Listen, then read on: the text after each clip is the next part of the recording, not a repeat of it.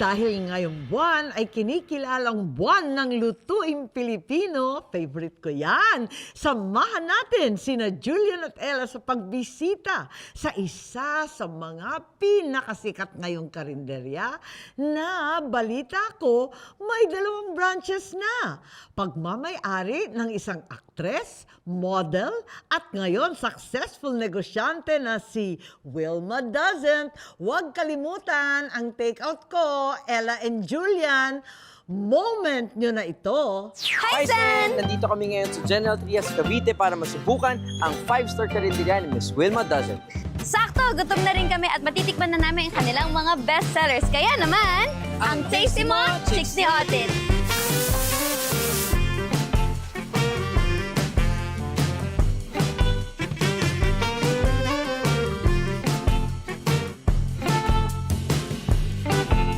Hi, Ate Wilma, ayan. Hello, Ella girl. Ang dami namang pinain. 2 lang kami dito. 3 lang Ready, tayo ready. dito. Pati Yes. yung mga team. Pero syempre gusto ko matikman niyo yung lahat ng bestseller. Usually kasi ito yung sinaserve namin sa mga family of 8 to 10. Wow. Ang Yes, dami. yes. Parang more than 8 to 10. Yes. So let's Oo, yung- start. Let's start. Ah, Saan sige. niyo gusto? So, Ate Wilma, bakit po kayo nag-start ng inyong karinderya?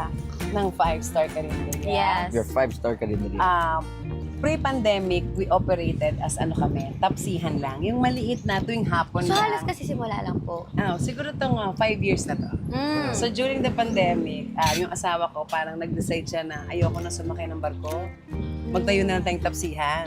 Ako naman parang, okay, sige. Kasi since malapit kami sa plaza, so ang market namin back then is yung mga nagpa-practice ng basketball, yung mga nagsusumba. Opo. So we open late in the afternoon until late midnight kasi doon sila natatapos. Totoo. So then here comes the pandemic. What we did is kami pamilya, dahil syempre noon nagtitipid ka talaga, yung mga pampasweldo mo sa empleyado. So kinlose muna namin siya and then nung nag-reopen kami na lang family. So we're 6 family members kami. So kami ang nag-start up. Di po kayo nahihirapan kasi family, syempre. Hindi. Tsaka pandemic, Pandemic pa nun rin eh. nun. So, Hindi, sabi walang ko sa masyadong mga anak tao. ko, pag hindi nila ako tinulungan, hindi ko sila papakainin. Mukhang natakot naman. Mukhang Hindi effective. naman namang hindi matatakot nun. Sabi Effective, sa kanila, effective. pag hindi niyo ako tinulungan, hindi ko kayo bibili ng mga shampoo conditioner niyo. Ay, tumulong naman sila. Perfect. Perfect naman ng mga kids.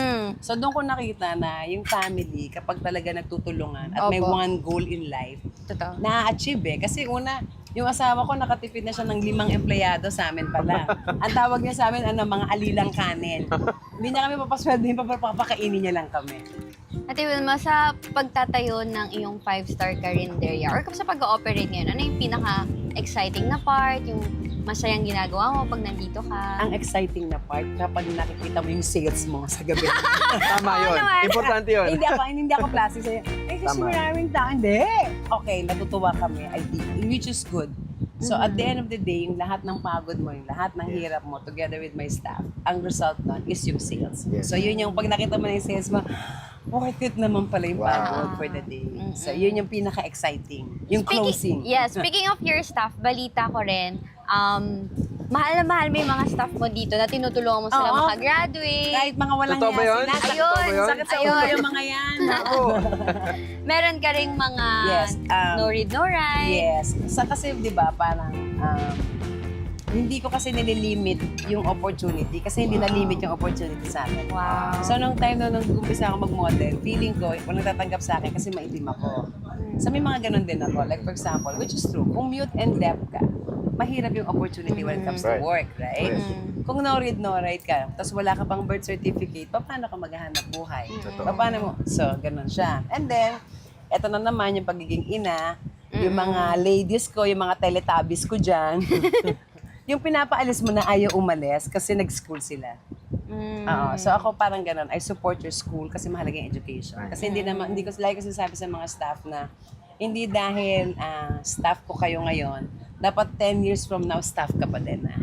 Dapat maghihiwalay din tayo. You know, you go a place, you find your opportunity Right. better. Growth. Gusto nila malaman kung ano yung price rates mo naman dito sa mga food mo na Ang yan. Baka price- mamaya Ay, mahal, hindi. di ba? Kaya ako to Kasi ang dami eh. Kaya ako to tinawag na 5-star karinderya is because gusto namin pakainin yung nasa gitna. gitna pababa. When I say gitna pababa, yung middle class pababa. Ang pinakamura ko is 180 pesos, solo meal. At sure ako mabubusog ka doon. Busog na. Ang pinakamahal ko, meron akong 3,500 o 3,000 plus because naka-bundle naman siya. So, ito yun, yung mga ganito. So, like for example, tong bundle na nasa harap mo, minus mo lang tong sinantolan, yung pansit, tsaka tong crispy pata, Right. tong laing. The whole batch can feed 8 to 10 family for 2,000 plus only. Wow. Yes. Kaya sa Tagaytay, malakas kami. Okay, alam mo Ate Wilma, Kumain na tayo. oo, yun. Yun na yung nararamdaman ko kasi ang ating mga kasamahan eh, natatakam na rin. Saka yung sila. cameraman mo natuloy yung lawa. Oo. So tara na, Tagal kain na na po magkwentuhan. tayo. Maraming salamat Ate Wilma. Let's eat! Let's eat! Deserve naman talaga ang ATM Award, ang Tasty Mo Chicks ni Audit. Magbabalik po ang At The Moment with Aimee.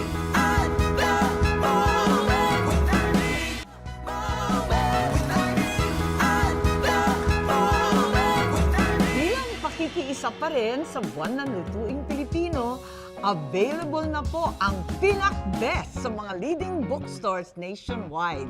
Nako, hindi lang cooking tutorial ko yan, may aral din at kasaysayan. Ayan.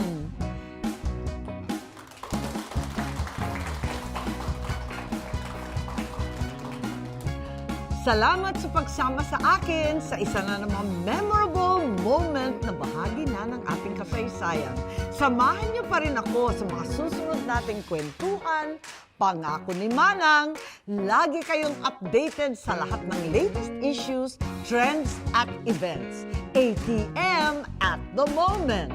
Ako pa rin ang inyong super ate ng Pilipinas, Senator Aimee Marcos, na nag-iiwan sa inyo ng quotable quote at the moment. May awitan, may kulitan, may bistuhan. Talaga namang lahat ng alitan na pag-uusapan sa mga palitan. Siya na mamagitan sa mga balita, di nagpapaiwan sa pagsisilbi.